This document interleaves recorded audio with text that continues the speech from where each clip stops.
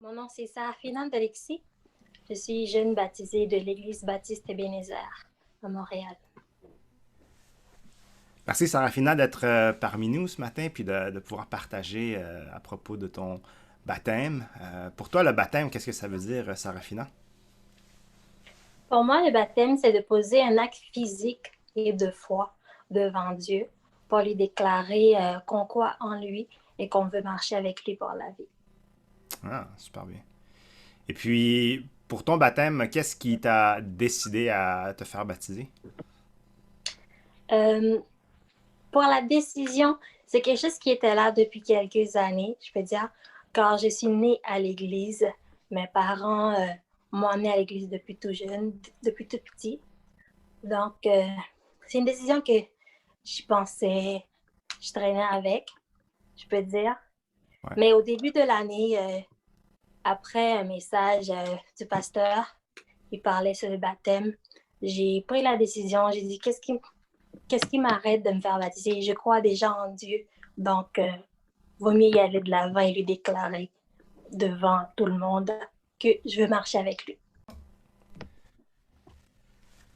Avec la réalité de la pandémie COVID qui est présentement en cours, est-ce que ça l'a amplifié ta décision, ta conviction de te faire baptiser en ce moment?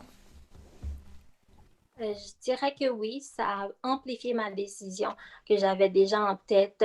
On avait commencé un tout petit peu avant le COVID, donc pour se préparer en baptême, on avait des réunions un dimanche sur deux. Euh, mais avec COVID, on a pu quand même se réunir en ligne à chaque semaine. Donc, ça nous a aidé à avoir, on a été plus guidés, on a été plus préparés avant le baptême et ça a amplifié ma décision.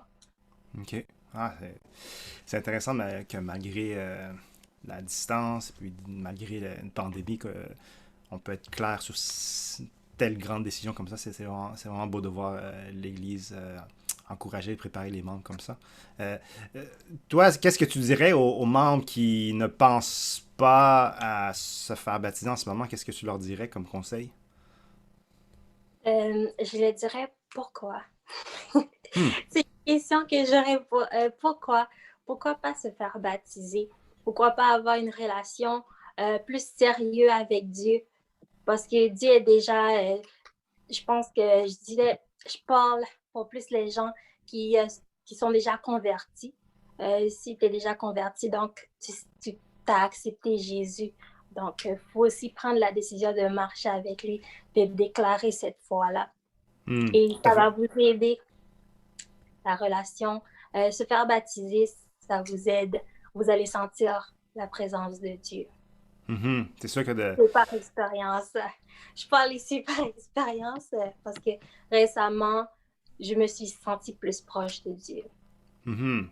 Ouais, il y a ce moment où tu fais la décision de déclarer, mais aussi le fait de passer à travers le baptême, de faire cette Oui. déclaration-là aussi, ouais.